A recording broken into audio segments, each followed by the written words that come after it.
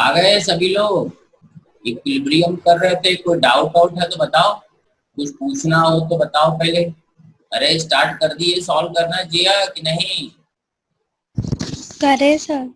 अरे हो रहा है। पिछले क्लास में हाँ सर। जो काइनेमेटिक्स में तो सब हो गया है। लॉज ऑफ मोशन में, कंस्टेंट में कोई डाउट है? ये सब क्वेश्चन समझ में आ गया था जो बोर्ड कभी स्क्रीन पे दिख रहा है, देख लो। इन सब क्वेश्चन में किसी को कोई डाउट है तो बता दे। ये क्वेश्चन एक होम असाइनमेंट दिए थे, क्या किए थे इसको?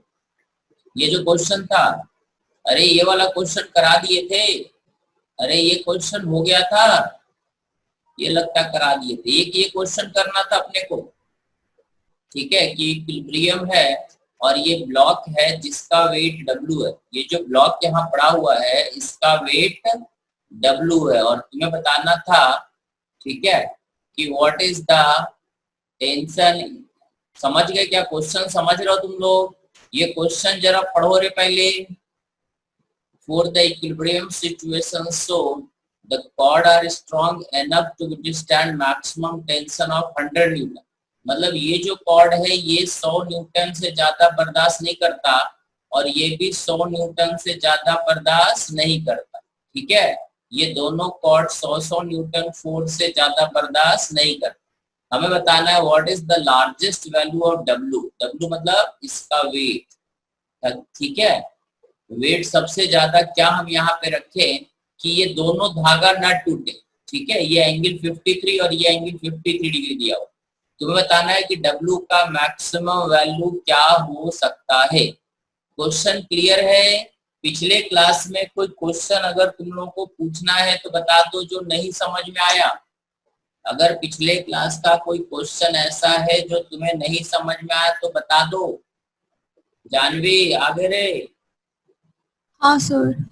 किसी को पिछले क्लास में कुछ नहीं समझ में आया तो बता दे। इक्विलिब्रियम पढ़ रहे थे, आज इक्विलिब्रियम खत्म करेंगे और लॉज ऑफ मोशन में और आगे बढ़ेंगे, ठीक है। तो इक्विलिब्रियम में आगे बढ़ने से पहले ये क्वेश्चन सब जरा जल्दी से बता दो, कोई दिक्कत है तो।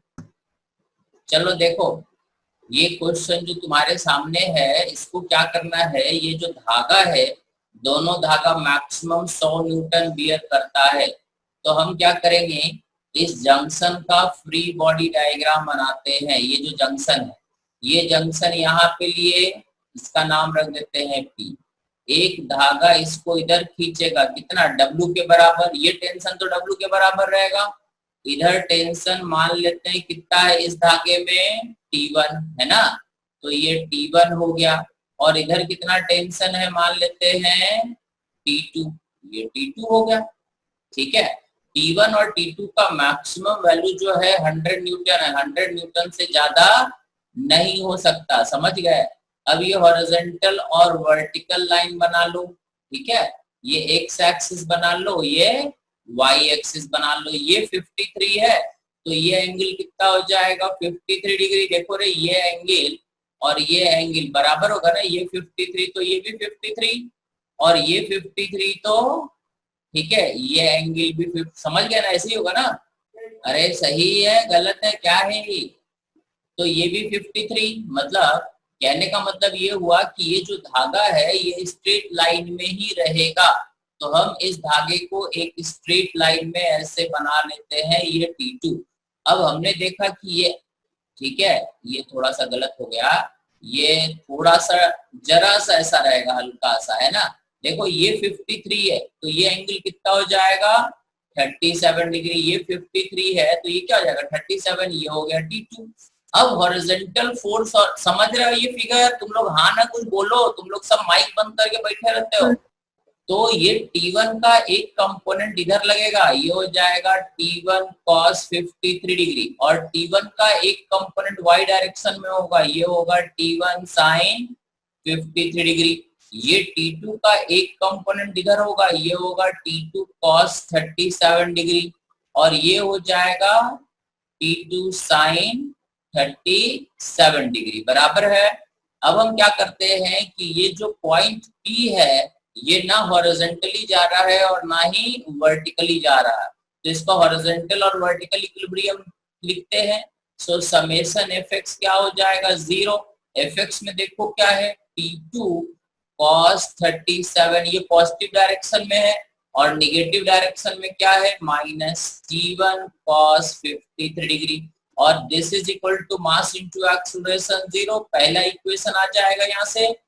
अरे हारे, अब इसके बाद हमें ये पता है summation of fy is also 0, क्योंकि ये जो पॉइंट है ना ही ऊपर नीचे कहीं जा रहा, y डायरेक्शन में मूव नहीं कर रहा, तो y डायरेक्शन का क्या क्या फोर्स पॉजिटिव रहेगा, t1 sin 53 degree must be equal to downward, इसको लिख देते हैं माइनस, w निगेटिव है नीचे है, और t2 sin 37 भी नीचे है, तो minus t2 sin 37 degree is also 0, second equation. अब ठीक है, अब यहां से तुम्हें देखना है पहला इक्वेशन। देखो पहला इक्वेशन में है t2 cos 37 4/5 is equal to t1 cos 53, मतलब 3/5 5 कट गया, ठीक है। सो t1 हो जाएगा 4/3 इंटू t2, सही है।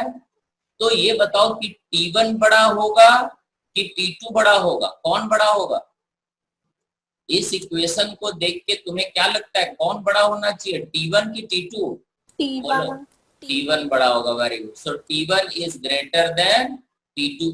तो अगर टूटने का चांस हुआ तो सबसे पहले कौन टूटेगा, पहला धागा टूटेगा, t1 टूटेगा, क्योंकि t1 में टेंशन ज्यादा रहेगा, है ना। तो हम मैक्सिमम अगर लेना है तो किसको ज्यादा लेंगे, t1 इज इक्वल टू कितना ले लें, ठीक है, 100 न्यूटन। t1 को हम 100 न्यूटन लेंगे क्योंकि t1 टूटने का चांस ज्यादा है, क्योंकि t1 में टेंशन ज्यादा होता है। तो जब हम इस ब्लॉक का वेट यहाँ पे रखेंगे तो इस धागे में टेंशन ज्यादा होगा, तो मैक्सिमम टेंशन इसी में आएगा। तो t1 का ही मैक्सिमम वैल्यू हम रखेंगे 100 न्यूटन, ठीक है। तो t1 का वैल्यू, क्योंकि ये धागा मैक्सिमम जो बर्दाश्त कर सकता है टेंशन, वो कितना बर्दाश्त कर सकता है, 100 न्यूटन, ठीक है।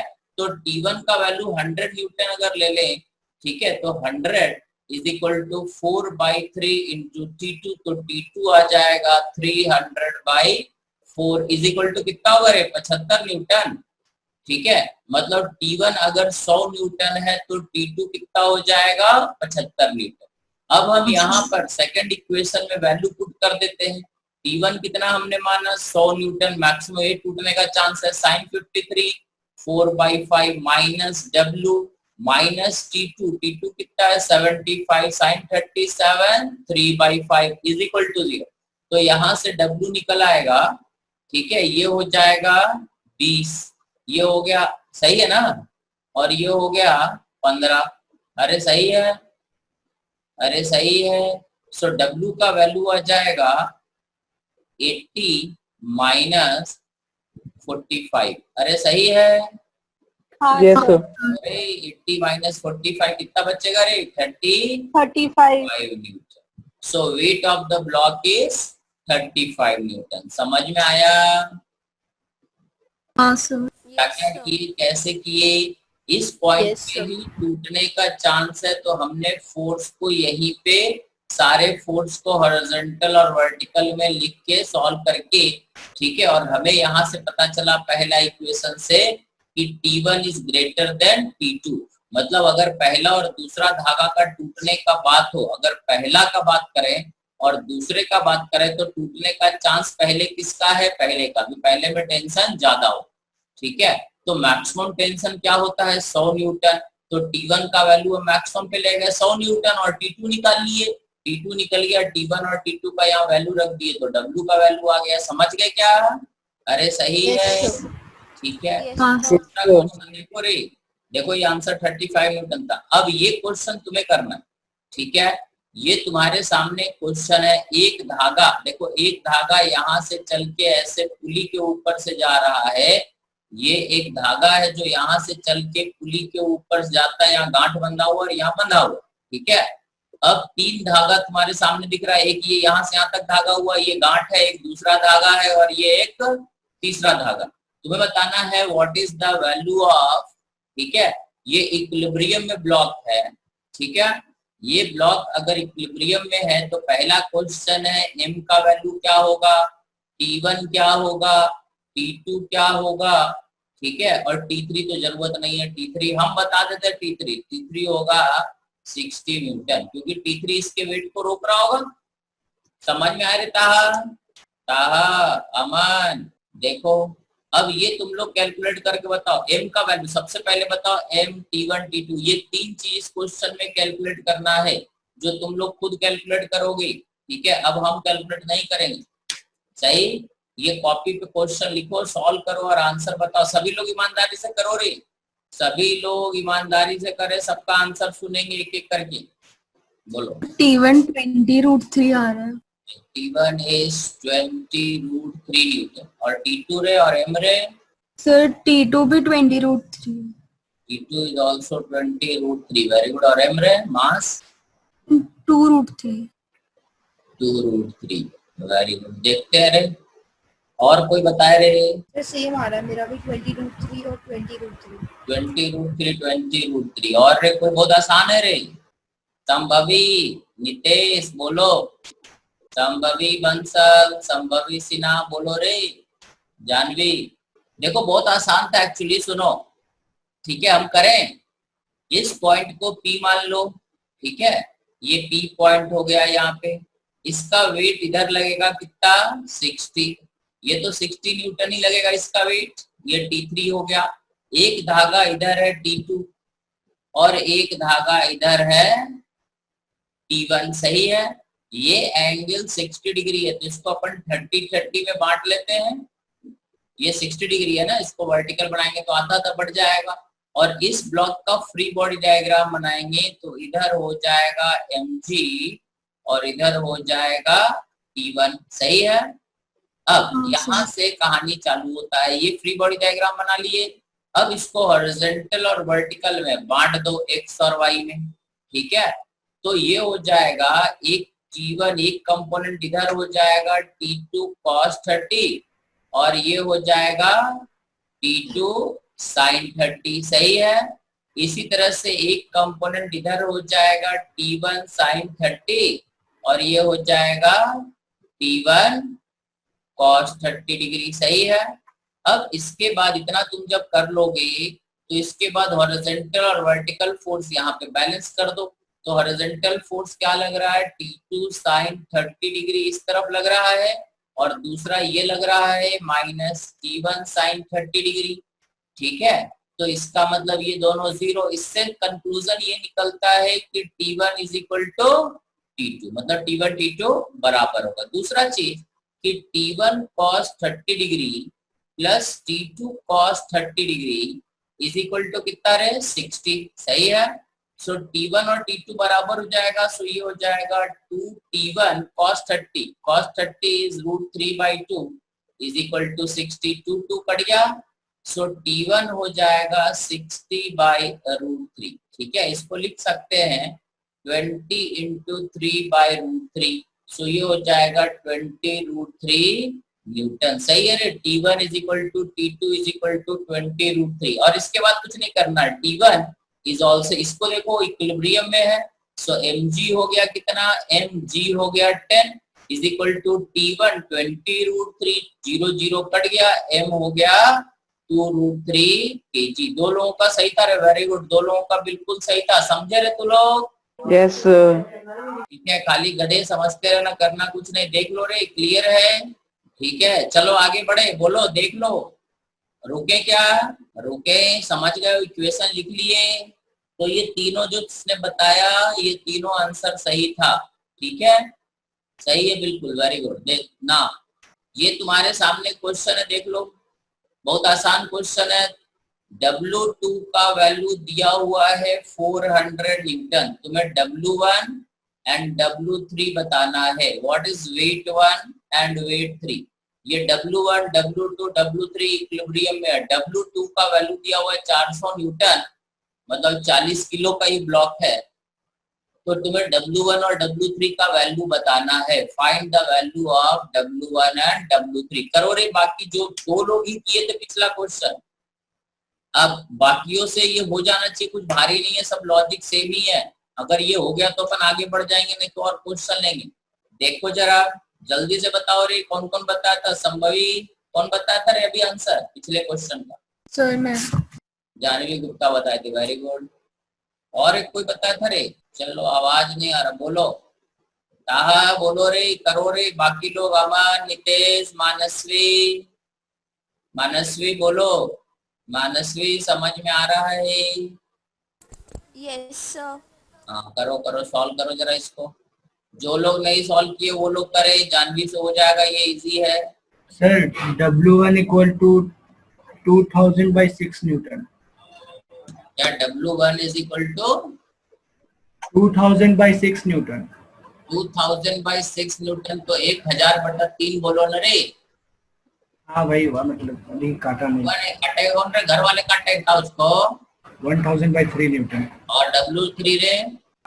सर सर W1 आ रहा है 1000/3 और W2 आ रहा है 4000/9। ऐसा रे, और किसी का? 250 आ रहा है। Yes sir, W3 equal to 4000 by 9। और ये W1 ठीक है? हाँ, W1 1000 बाई और 3। किसी ये का? सर मेरा भी है। और किसी का? अबे ये गलत है बे, it is 240 newton and 320 newton. W1 है 240 newton and this is 320 newton, मतलब तुम लोग गलत किए हो रे। आंसर यही आ रहा है। यही आ रहा है ना? दोनों गधा गलत सॉल्व किया रे, समझा रे जाहिल। अबे जिंदा हो भग लिए, नितेश एंड वो कौन था रे, अमन। आंसर ये रे हाँ सर। 240, तुम लोग गलत निकाले हो रे। W1 is 240 newton and this is 320 Newton, ऐसा आंसर दिया हुआ है, चेक करो। और किसी का आया क्या? जिया, जिया आया क्या? नहीं सर, कर रही थी। करो करो, अमन, जानवी। हाँ सर यही आ रहा है। मैं आ रहा, वेरी गुड। जानवी का एक और किसी का ऐसा आ रहा है क्या? मनस्वी। लॉजिक बिल्कुल सिंपल है, जरा सा कैलकुलेशन करने आ जाए। W1 240 Newton, W3 320 Newton, W2 का वैल्यू गिवन है, दिस इज गिवन। बहुत आसान सा क्वेश्चन है, कुछ भी भारी नहीं है, दिस इज गिवन। चलो देखो हम सॉल्व करते हैं, कितना आसान था देखो, तुम लोग कर नहीं पाए, एक ने करा। ये हमारा पॉइंट P रहा, ये पॉइंट P बना लेना, इस पॉइंट P को यहाँ ड्रॉ करो, ठीक है। एक वेट इधर लग रहा है कितना, W2 400 न्यूटन, यही है W2, ठीक है, W2 दिया ही हुआ 400 न्यूटन। और एक धागे का टेंशन इधर है, ये मान लो T3 और ये मान लो T2। अब सही, इसको सॉरी T1 मान लेते हैं और इसको T3 मान लेते हैं, सही, ये T1 मान लेते हैं, ठीक है। इस पॉइंट का अगर हम इतने पॉइंट को काट करके अलग करें तो ये फिगर बनेगा, और बस यहीं पे इक्विलिब्रियम लगाना है। तो अब इसके बाद हम क्या करेंगे, एक वर्टिकल लाइन और एक हॉरिजॉन्टल लाइन ले लेते हैं, ठीक है। ये एंगल 37 डिग्री है और ये एंगल 53 डिग्री है, सही ना, ये 53 डिग्री है। तो अब कंपोनेंट क्या लिखेंगे, तो इधर लिखेंगे दिस इज T3 sin 37, देखते जाओ, और इधर लिखेंगे T3 cos 37। T1 का वैल्यू इधर क्या होगा, T1 sin 53, और इधर क्या होगा, दिस इज T1, ठीक है, सही ना, ये हो जाएगा T1 cos 53 डिग्री, ठीक है। और क्योंकि ये इक्विलिब्रियम में है, और यहाँ पर देखो टेंशन तो यहाँ पर भी T1 रहेगा और यहाँ पे T3 रहेगा, so T1 is also equal to W1, और यहाँ पे बोलेंगे T3 इज W3। ये समझ में आया क्या, T1 ने W1 को रोक रखा है और T3 ने W3 को रोक रखा है, बराबर है। तो T1 को W1 कहते हैं। अब ये क्योंकि ये जो पॉइंट है ये हॉरिजॉन्टल इक्विलिब्रियम में है, तो T3 sin 37 degree is equal to T1 cos 53 degree, पहला इक्वेशन। T3 के जगह पे क्या लिखते हैं, W3, क्योंकि ये बराबर है T3 W3। sin 37 3/5, T1 का मतलब हो गया W1 और cos 53 का मतलब हो गया 4/5, तो ये आ गया 3W3 is equal to 4W4। This is the first expression. दूसरा, वर्टिकल फोर्स को बैलेंस करते हैं, वर्टिकल फोर्स को बैलेंस करेंगे तो यह आ जाएगा T1 cos 53 degree plus T3 cos 37 degree must be equal to 400। तो ये हो जाएगा T1 cos 53 मतलब 3/5 प्लस T3 cos 37 मतलब 4/5 इज 400। और दूसरा चीज T1 किसके बराबर है W1 और T3 किसके बराबर है W3। तो यहाँ भी हम रख देते हैं W1 एंड W3। ठीक है, अब इसको थोड़ा रीअरेंज कर लेते हैं। तो ये हो जाएगा 3W1 प्लस 4T3। हाँ रे, क्या हुआ रे? सर cos 53 3/5 होता है ना? तो 3/5 ही तो लिखे हैं। नहीं सर, यहाँ पे 4/5 लिखा साइन है। यहाँ पे साइन है, साइन 53 ये वाला टर्म। यहाँ पे ये कॉस नहीं होगा, साइन होगा। ये लिखा हुआ सही है, समझ में आया? हॉरिजॉन्टल देखेंगे ना यहाँ पे, इधर और इधर, ये साइन वाले के साथ साइन वाले को इक्वेट करेंगे ना। हाँ सर। ना तो साइन 53 ये 4/5 ही रहेगा, वो गलती से लिख दिया। सही, यहाँ हो जाएगा 3W1 plus 4 this is equal to 5 को इधर भेज देते हैं, 5 इंटू 400। ये हमारा सेकंड इक्वेशन बना, ये हमारा फर्स्ट इक्वेशन बना। अब कुछ नहीं करो, W1 निकालना है। तो ये W1 था, अपन लिख देते हैं W1 इज 3/4 W3। यहाँ W1 का वैल्यू रख देते हैं, तो ये हो जाएगा 9/4 W3 plus 4W3 is equal to 5 into 400। तो ये हो जाएगा 16 9 25/4 W3 is equal to 5 into 400। 25 से 400 को काटेंगे, कितना बचेगा? 16। सही है रे। So W3 is equal to 5 into 16 into 4 कितना हो जाता रे? 320 न्यूटन। W3 is 320 Newton. बराबर है? कैलकुलेट करो। हाँ सर। और ये हो जाएगा 240 न्यूटन। सो W1 इज, इतना सिंपल तो आंसर था रे। W1 is this and W3 is this. This is the answer. एक का सही हुआ, बाकी सबका गलत। समझ में आया क्या? Yes sir. काय रे, तू समझते रहो का? सिर्फ एक ने सही किया है। अब ये लास्ट क्वेश्चन है, इसके बाद अब हम आगे बढ़ जाएंगे। ठीक है, तुम्हें बताना है T1 एंड T2 इक्विलिब्रियम में है। ये ब्लॉक 40 किलो है, तीनों का टेंशन ना बताओ। Find T1 and T2। इन दोनों धागों में टेंशन क्या होगा अगर ये इक्विलिब्रियम में है तो? बोलो। अब इसके बाद हम क्वेश्चन बना के देंगे एक दो इक्विलिब्रियम का भारी क्वेश्चन। ये तो धागा रस्सी वाला था, अब बिना धागा रस्सी का क्वेश्चन तुम्हें देंगे। बोलो, what is the value of T1 and T2। अब बाकी सब लोगों का ये सही होना चाहिए, और अगर बंद हो जाए तो लॉग इन कर लेना। सर मेरा इसका आंसर 240 और 320 आ रहा है। इसका रे, इसका?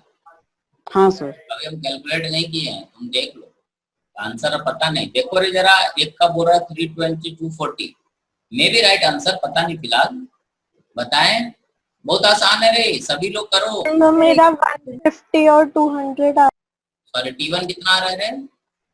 150 150 और T2 200 200 न्यूटन। ये ऐसा आंसर आ रहा है। दो और कोई बोलो। एक बोल रहा है, कितना बोल रहा है तो अमान? कितना बोल रहा है अमान? सर T1 240 240 240 और 320। Yes sir, T2 320। सर मेरा भी यही आ रहा है 240 और 320। यस सर, मेरा भी यही आ रहा है। 3 लोगों का ये आंसर आ रहा है, एक का ही आ रहा है। और कोई संभवी कहा तू बोलते का रे गूंगे? देखो आंसर नहीं पता, देखते अपन नीचे आंसर लिखा। हाँ, अरे नहीं रे, T1 240 और T2 400 है रे, गलत है रे। इसमें आंसर दिया हुआ है दिस इज 240, ये तो सही है, but this answer is 400 Newton. This is 240 and 400। गलत हो गया रे तू लोग का। आरामखोरो, निठल्लो, धरती के बोझ, गलत हो गया। चेक करो फिर से, एक बार और ट्राई करो। अब हम बताएंगे नहीं, देखो क्यों गलत हुआ, काहे गलत हुआ, क्या हुआ। हो सकता है तुम लोग सही हो, बट मेरे पास जो आंसर लिखा हुआ है वो 240 और 400 लिखा हुआ। ये 240 और T2 400 में भी राइट सर वही आ रहा है, पक्का वही आ रहा है जो तुम बोले हो। हाँ सर। सर 240 320 आ रहा है। हाँ सर पक्का वही आ रहा है। हो सकता है 400 ये वाला दिया और इसका T3 है ना, ये T3 तो 400 होगा, ये तो सही है। बट इसमें जो टेंशन होगा T1 और T2 अपन देखते हैं, यहाँ से ऐसे बंधा हुआ है, ठीक है।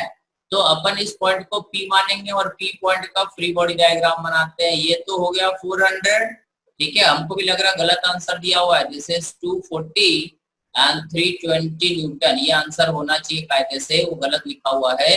तो यहाँ पर क्या करेंगे, ये ऐसा फोर्स लग रहा है, इसको T2 मान लेते हैं, और एक ऐसा फोर्स लग रहा है, इसको T1 मान लेते हैं। हॉरिजॉन्टल और वर्टिकल लाइन बना लेते हैं, सही। ये हॉरिजॉन्टल और ये वर्टिकल लाइन बना लिए, बराबर है रे, बकते का नहीं हो, ठीक है। हाँ सर। अब ये Yes, sir. है 53 डिग्री और ये है 37 डिग्री, इक्वेट कर दें। T2 cos 53 डिग्री इस T1 cos 37 डिग्री, और दूसरा इक्वेशन आएगा T1 sin 37 plus T2 sin 53 is equal to 400, है ना। एक इक्वेशन ये और एक इक्वेशन ये कर लोगे, अरे यही दोनों इक्वेशन है, सही है तुम लोग Yes, का sir. इक्वेशन सही है। देखो रे जरा, ये जिया मनस्वी सॉल्व करो, ये दो इक्वेशन, पहला और दूसरा इक्वेशन को सॉल्व करके आंसर निकाल लो। अब हम एक क्वेश्चन, भारी क्वेश्चन बनाएंगे तुम्हारे लिए, बोलो। सर एक बार इसके ऊपर वाला क्वेश्चन एक बार दिखा देंगे क्या? देख लो रे, हो गया रे, हाँ सर, अभी भी 240 और 320 क्लियर है ना। So this is the right answer, 240 and 320। यहाँ 240 होगा, यहाँ 320 होगा, और यहाँ पे 400। अब देखो एक क्वेश्चन तुम्हें देते हैं, अरे बंद होने वाला, पहले लॉग इन करो। देखो अब तुम लोग को आज का सबसे, अरे यहाँ तक तो समझ गए ना, सब तो आसान क्वेश्चन था। देखो यस सर। ठीक है, देखो क्या करते हैं, ये हॉरिजॉन्टल, ठीक है, ये एक ऐसा हॉरिजॉन्टल ग्राउंड है, ठीक है, इसके ऊपर हमने ट्रायंगुलर वेज रख रखा। अब सही, इस वेज का मास हाँ, है मान लो 20 kg, और यहाँ पर एक पुली लगा दी है इसके ऊपर। अब ये थोड़ा भारी रहेगा रे, और क्या किए, यहाँ पर एक स्प्रिंग लगा दिए। अब ये स्प्रिंग रोक रखा इसको, ठीक है। ये वर्टिकल दीवार है, ये हम बना रहे क्वेश्चन, आंसर हमको पता नहीं है, ठीक है, इसलिए आंसर मत पूछ लियो। ये 37 डिग्री है, यहाँ पर एक ब्लॉक रखा हुआ। अब क्या होता है, एक धागा यहां से चल के, एक धागा पुली से ऐसे गया और इस वर्टिकल दीवार से ऐसे बंधा हुआ, अरे सही। और ये ब्लॉक का मास है 10 kg, ठीक है, this is A, this is B, और ये पूरा सिस्टम रुका हुआ है, अरे सही। Block yes sir. A and B is in equilibrium, block A and B equilibrium में। तो तुम्हें बताना है फोर्स एक्सर्टेड बाय, देखो अगर स्प्रिंग नहीं होता, इसको ऐसे सुनो, अगर ये स्प्रिंग नहीं होता, अगर ये स्प्रिंग नहीं होता तो ये बी ब्लॉक क्या करता, आगे चलने लगता, इधर बी ब्लॉक इधर चलता ना। तो इस स्प्रिंग ने इस बी ब्लॉक को इधर चलने से क्या कर रखा है, रोक रखा है। तुम्हें बताना है कि स्प्रिंग रोकता है तो कैसे रोकता है, धक्का लगा रहा होगा स्प्रिंग, ठीक है। तो तुम्हें बताना है what is the force exerted by spring, ठीक है, इसको हम एफएस बोलेंगे। दूसरा चीज टेंशन, ठीक है, पहला क्वेश्चन ये है, दूसरा क्वेश्चन ये है, ठीक है। इस धागे में जो यहाँ से यहाँ तक एक धागा बंधा हुआ है, आखिर इस धागे में टेंशन क्या है, और ये पूरा सिस्टम इक्विलिब्रियम में है, तो स्प्रिंग कितना फोर्स लगा रहा है, समझ में आया। अब ये आसान क्वेश्चन ये पहले बता दे, थोड़ा टाइम लगेगा, सोच समझ के करना, या बोलो तो हम बताएं क्या, सर एक बार ट्राई करते हैं। धागे में टेंशन बताना है, चल वल नहीं रहा, पूरा सिस्टम रुका हुआ। What is the force exerted by the spring, try करो रे सब लोग, जरा फ्री बॉडी डायग्राम बनाओ, सारे फोर्स इक्वेशन लिखो, कोशिश करो, नहीं होगा कोई बात नहीं, कोशिश तो करो, एक बार भिड़ो, हो सकता हो जाए, क्योंकि समझ तो गए हो, बेसिक क्वेश्चन तो तुम लोग को करा दिए, अब हम क्वेश्चन बनाते तो भारी हो जाता है, इसलिए हम आसान क्वेश्चन पहले लिख के रखे थे ताकि तुम लोग को पहले समझ में आ जाए लॉजिक। और अब बचा भारी क्वेश्चन, तो अब भारी क्वेश्चन थोड़ा बताते दो चार, बाकी तो आगे सब पढ़ेंगे। सर टेंशन 60 न्यूटन आ रहा है। Tension 60 newton, very good. Tension you are saying 60 newton, may be right answer. एक आंसर आ रहा है tension is equal to 60 newton, very good. और स्प्रिंग का फोर्स एक बताना है, टेंशन में भी 60 न्यूटन, पता नहीं अभी देखना पड़ेगा हमको। हाँ सर मेरा भी टेंशन 60 न्यूटन ही आ रहा है। Very good. निकालना है, इम्पोर्टेंट है टेंशन। तो टाइम पास है, ये तो सेकंड क्वेश्चन था, पहला क्वेश्चन तो एफ था रे, ये पहला क्वेश्चन है। टेंशन तो ऐसे निकालो ही नहीं, हो तो निकालना ही पड़ेगा तुमको। Important is force exerted by the spring. Tension 60 Newton, गड़बड़ लग रहा है तुमको, देखो चलो बोलो। एक आंसर है टेंशन इज 60 न्यूटन, इम्पोर्टेंट है स्प्रिंग। चलो हम बताएं, चलो हम बताते हैं। देखो थोड़ा भारी है रही, हम बताएं। अमान, मानसवी बताएं क्या टेंशन और किसी का है कि 60 न्यूटन? देखो क्या करोगे, सुनो पहले इसको समझो। लेट्स सी, देखो रे क्या करना है, सुनो। सबसे पहले आवाज आ रहा है? हाँ सर। हाँ ठीक है, देखो क्या करना है। सबसे पहले ए ब्लॉक को काट के अपन अलग करते हैं और इसका फ्री बॉडी डायग्राम बनाते हैं। तो ए का डायग्राम कुछ ऐसा बनेगा, ऐसा रख देंगे। ए को धागा कटा तो धागे में टेंशन टी है ना, और ये इंक्लाइन सरफेस को दिखा देते हैं ताकि अपने को एंगल लेने में, ये वाला इंक्लाइन सरफेस, ताकि एंगल लेने में आसानी रहे। धरती इसको किधर खींचेगा? mg, मतलब 100 न्यूटन। mg इसका वेट हो गया 100, ठीक है। ये एंगल है 37 डिग्री, बराबर है।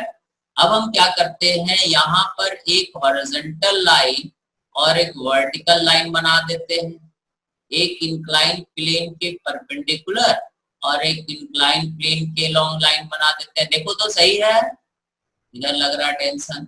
ये एंगल 37 तो ये 53, ये 53 तो ये 37।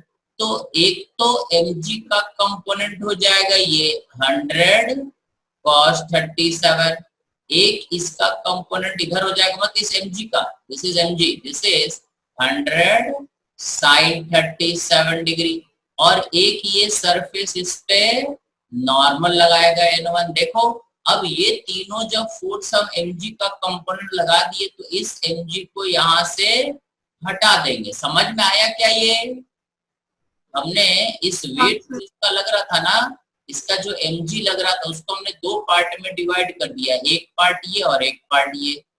अब ये ब्लॉक ए जो है दोनों तरह का इक्विलिब्रियम है, इस डायरेक्शन में भी मोशन नहीं कर रहा, इस प्लेन के लॉन्ग मोशन नहीं कर रहा, तो t must be equal to 100 sin 37 3/5 कितना होता है? 60 newton. So tension is 60 newton, सही है, वेरी गुड। और यहाँ से इस डायरेक्शन में भी मोशन नहीं कर रहा, so n1 is equal to 100 cos 37 4/5, it is 80 newton. सही, t और n निकल गया, सही है। हाँ सर। हाँ सर। इन दोनों ब्लॉक के बीच नॉर्मल पूछा होता तो आंसर 80 होता। अब हम क्या करते हैं, दूसरा फिगर बनाते हैं, दूसरे का फ्री बॉडी डायग्राम। इसको काट के अलग करते हैं, किसको? ट्रायंगुलर वेट्स को। यहाँ से ऐसे हटा दिए, यहाँ से ऐसे हटा दिए, ऐसा। अब इसका फ्री बॉडी डायग्राम कैसा बनेगा, यहाँ पे बनाते हैं। ये रहा पुली, ये रहा वेज, ये रहा इधर का कॉन्टेक्ट सरफेस, ये रहा स्प्रिंग। धागा एक बार इधर कटा तो टेंशन टी इधर, स्प्रिंग कटा तो स्प्रिंग फोर्स ऐसे लगाता होगा। देखो स्प्रिंग तो इधर ही फोर्स लगाएगा ना, इधर, और धागा इस पॉइंट को इधर खींचेगा, टेंशन। एक धागा यहाँ पर भी कटा है, धागा दो जगह कटा है, एक यहाँ पे और एक यहाँ पे, लाल बाउंड्री के लिए। तो धागे का एक टेंशन इधर भी दिखाना पड़ेगा। एक यहाँ पे कॉन्टेक्ट हटा है तो यहाँ पे एक नॉर्मल रिएक्शन इधर लगेगा, ये क्या हो जाएगा? n1। एक 200 के है ना, ये वाला इसका वेट हो जाएगा 20g, और एक यहाँ पे ग्राउंड है, ये ग्राउंड भी नॉर्मल लगाता होगा, ये लगा देंगे n2। सही है, देखो तो ये सारे फ्री बॉडी डायग्राम में इतने सारे फोर्स तुम्हें दिखाने होंगे। अब इसके बाद सभी को हॉरिजॉन्टल और वर्टिकल में बांट दो, ये ऐसे बना दो, ये ऐसा बना दो, एक वर्टिकल इधर बना दो, एक वर्टिकल इधर बना दो, और जो जो फोर्स लग रहा है, देखो ये 37 डिग्री है, ये 37, ये कितना हो जाएगा रे 53 डिग्री, देखो तो सही है, ये 37 रहेगा ना, ये 37 तो ये भी 37, ये 53, ये एंगल कितना रहेगा 37 डिग्री, सही है, सही। अब हम क्या करेंगे कि इस ब्लॉक के ऊपर जो हॉरिजॉन्टल और वर्टिकल, एक बार और एक फिगर बना, ठीक है, ये पुली रहा, ये ब्लॉक रहा। अब इस ब्लॉक पे एक हॉरिजॉन्टल फोर्स लग रहा है Fs, एक हॉरिजॉन्टल फोर्स लग रहा है T, एक T का कंपोनेंट इधर लग रहा है T cos 37 डिग्री। देखो इस T का हॉरिजॉन्टल कंपोनेंट होगा ना, और एक नॉर्मल का हॉरिजॉन्टल कंपोनेंट होगा कितना N1 cos 53 डिग्री, सही है। एक वर्टिकल कंपोनेंट लगेगा इधर T sin 37, एक इसका वर्टिकल कंपोनेंट लगेगा N1 sin 37 sin 53, सही है। और एक इसका वेट लगेगा 20g और एक लगेगा N2। हॉरिजॉन्टल और वर्टिकल में देखो इसका दो कंपोनेंट ले लिए हॉरिजॉन्टल वर्टिकल, इसका दो कंपोनेंट ले लिए हॉरिजॉन्टल और वर्टिकल, और हमने T को नहीं दिखा के इसका कंपोनेंट दिखा दिया, सही है। अरे समझ में आ रहा है क्या? अब हाँ सर।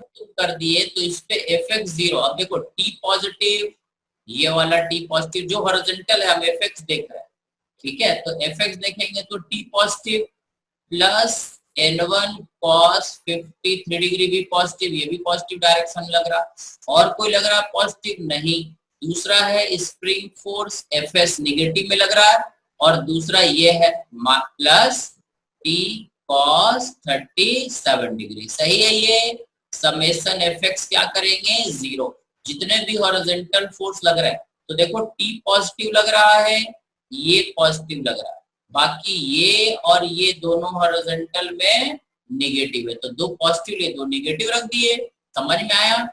T का वैल्यू हमने निकाला था 60, तो 60 रख दिए, T का वैल्यू 60 न्यूटन तुम लोगों ने बताया, प्लस N1 हमने निकाला 80, cos 53 कितना 3/5, और ये Fs हो गया, प्लस T कितना 60, cos 37 कितना 4/5, सही है, ठीक है। ये हो जाएगा 16 और ये हो जाएगा 12, सही है। तो ये हो गया 60 plus 48 is equal to Fs, है ना, प्लस 48। तो ये 48 और 48 कैंसिल हो गया, so force by spring is also 60 Newton. कैसे आया समझ में आ?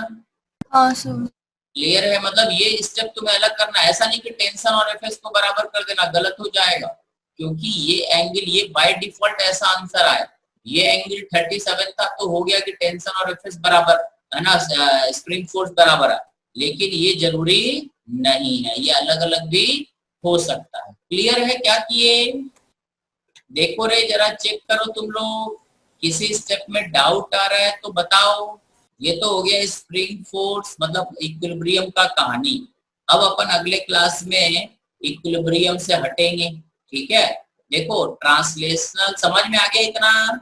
अरे समझ में आ गया? अब देखो ट्रांसलेशनल इक्विलिब्रियम जो तुम लोगों ने पढ़ा, ये 3 तरह का होता है, ठीक है। ट्रांसलेशनल इक्विलिब्रियम 3 तरह का होता है। पहला होता है स्टेबल, दूसरा होता है अनस्टेबल, और तीसरा होता है न्यूट्रल, है ना। ये इक्विलिब्रियम है, ट्रांसलेशनल इक्विलिब्रियम, है ना, 3 तरह का होता है। पहला, अब ये तीनों का हम एग्जांपल देते हैं। जैसे मान लो ये एक ऐसा सरफेस है, ठीक है, ये ऐसा पहाड़ का एक कर्व सरफेस है, ये फ्लैट सरफेस, ठीक है, समझ गए? अरे सही? हाँ सर। अब देखो मान लो एक ब्लॉक यहाँ पे रखा हुआ है, ये ए ब्लॉक है, एक ब्लॉक यहाँ पे रखा हुआ है, बी ब्लॉक है, ये ब्लॉक मतलब बॉल मान लो रखा हुआ है, ये बॉल, और ये बॉल यहाँ रखा हुआ है सी। देखो ये ए पे रुका हुआ है, ये कैसा हुआ? इक्विलिब्रियम हुआ, रुका हुआ है, नेट फोर्स क्या हुआ? 0। यहाँ पर mg और नॉर्मल कैसा लगता होगा, एक दूसरे को बैलेंस किया हुआ है, रुका हुआ है, ठीक है। यहाँ पर भी mg और नॉर्मल क्या लगता होगा, एक दूसरे को बैलेंस करता होगा। यहाँ पर भी mg और नॉर्मल एक दूसरे को बैलेंस करता है, ठीक है। ये भी पहला पॉइंट ए, ये पॉइंट बी और ये पॉइंट सी, तीनों इक्विलिब्रियम है, तीनों पे नेट फोर्स क्या है, 0। बट अब पहला पॉइंट देखो कैसा है, अगर ये इक्विलिब्रियम है और इस पार्टिकल को, इस बॉल को हमने जरा सा भी इधर या इधर डिस्प्लेस किया, ठीक है, तो क्या ये बॉल अपने ओरिजिनल पोजीशन पे फिर दोबारा लौट के आएगा? अरे ये बॉल है यहाँ पे, इसको जरा सा इधर खिसका दे या इधर हिला दे तो ये गिर जाएगा ना, वापस लौट के आएगा यहाँ पे? नहीं सर, नहीं आएगा। तो ये हमारा होता है अनस्टेबल इक्विलिब्रियम। समझ में आया? अगर ये पार्टिकल इक्विलिब्रियम में है और इसको अगर हम जरा सा भी डिस्प्लेस करें तो ये कहीं और चल जाए बट दोबारा यहाँ लौट के नहीं आए, तो इस तरह का इक्विलिब्रियम को हम लोग बोलते हैं अनस्टेबल इक्विलिब्रियम। और अनस्टेबल इक्विलिब्रियम में पार्टिकल का एनर्जी सबसे ज्यादा होता है। समझ में? देखो यहाँ पे अगर पार्टिकल है तो इसका पोटेंशियल एनर्जी सबसे ज्यादा है, सबसे ज्यादा ऊंचाई पे है, ठीक है। तो ये हमारा हो गया अनस्टेबल इक्विलिब्रियम। दूसरा पॉइंट ये है बी, ठीक है। बी में पार्टिकल को यहाँ ले जाके छोड़ेंगे तो वापस लौट आएगा ना, यहाँ पर तो भाग जाएगा इधर या इधर, बट यहाँ पे तुम इसको ऊपर ले जाके छोड़ोगे तो वापस क्या होगा, इधर ले जाके छोड़ोगे तो वापस क्या होगा, लौट आएगा, वापस आ जाएगा। इसको तुम इधर ढकेलोगे तो भी नीचे आ जाएगा, इधर ले जाओगे तो भी नीचे आएगा। तो ये इक्विलिब्रियम है और यहाँ पे पार्टिकल हमेशा रहना चाहता है, सो दिस इज स्टेबल। समझ में आया? स्टेबल मतलब वो पोजीशन जहां पे एनर्जी और पार्टिकल मिनिमम, ठीक है, और मिनिमम होगा तो उसके आस पड़ोस में एनर्जी क्या होगा, ज्यादा होगा, और अगर आस पड़ोस में एनर्जी ज्यादा होगा तो पार्टिकल वहां जाना नहीं चाहेगा। समझ में आ गया? और ये तीसरा पॉइंट है, this is called neutral. Neutral मतलब यहाँ पड़ा हुआ है तो भी यहाँ रख दो, यहाँ रख दो तो भी यहाँ पड़ा रहेगा, यहाँ रख दो तो भी यहाँ पड़ा रहेगा, मतलब इसको ना कहीं जाना है और न कहीं आना है, जहां रख देंगे वहीं पड़ा रहेगा। तो इस तरह के इक्विलिब्रियम को हम लोग बोलते हैं न्यूट्रल इक्विलिब्रियम। यहाँ पे यहाँ का एनर्जी, यहाँ का एनर्जी, यहाँ का एनर्जी, हर जगह का एनर्जी क्या रहता है, सेम रहता है। समझ गए? अरे ठीक है, हाँ सर। चलो अब अगले दिन पढ़ते हैं, ठीक है।